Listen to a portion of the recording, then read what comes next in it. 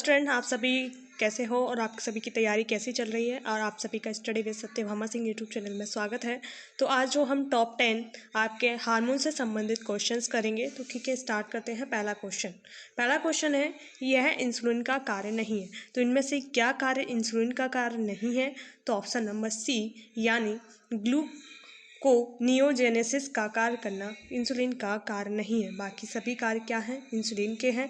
Next है, मानव शरीर में पैराथार्मोन की क्रिया है। जो मानव शरीर में पैराथार्मोन की क्रिया होती है उसका आंसर डी यानी रक्त कैल्शियम स्तर बढ़ाना है। क्या है? रक्त में कैल्शियम का स्तर बढ़ाने का कार्य करती है।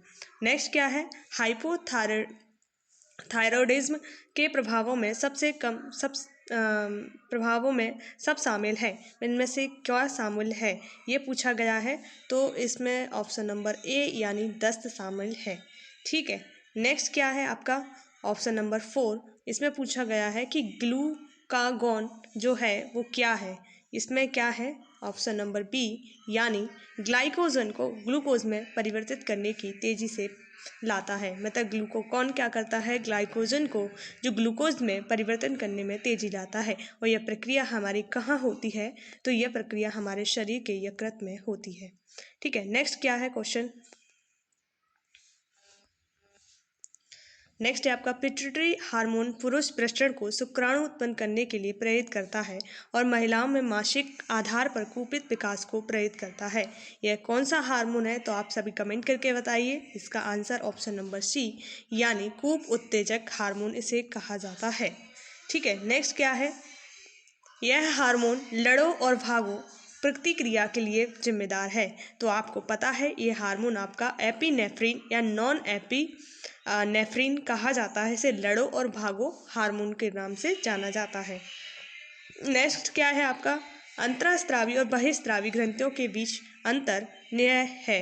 बीच में अंतर क्या है वो पूछा गया है। अंतःस्रावी और बहिःस्रावी जो ग्रंथियां होती हैं उनके बीच में जो अंतर प्रमुख रूप से बताया गया है वो आपका क्या है?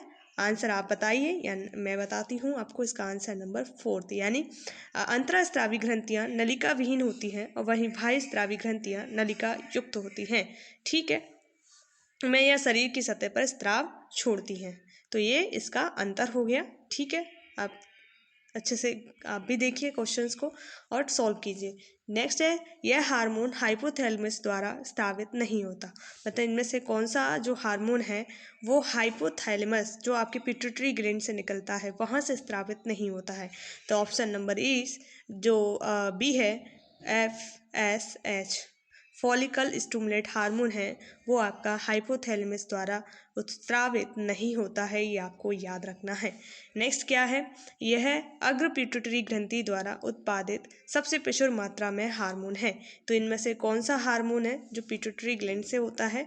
इसका आंसर डी यानी GH इस पर ग्रोथ हार्मोन जिसे कहा जाता है। ठीक है। नेक्स्ट है, यह कोई अंतःस्रावी ग्रंथि नहीं है। मतलब इसमें से कौन सी आपकी इंटरनल अंतर्ग्राही ग्रंथि है वो नहीं है।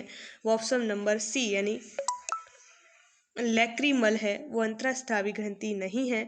इस प्रकार हमने टॉप 10 आपके MCQs क्वेश्चन सॉल्व किए। बाकी भी हम इसी तरह करते रहेंगे जो हमारे एग्जाम के लिए इंपॉर्टेंट है उन सबको हम कंप्लीट करेंगे। अगर आपको वीडियो अच्छी लगी हो तो प्लीज़ लाइक शेयर सब्सक्राइब कीजिए। जय हिंद, जय भारत।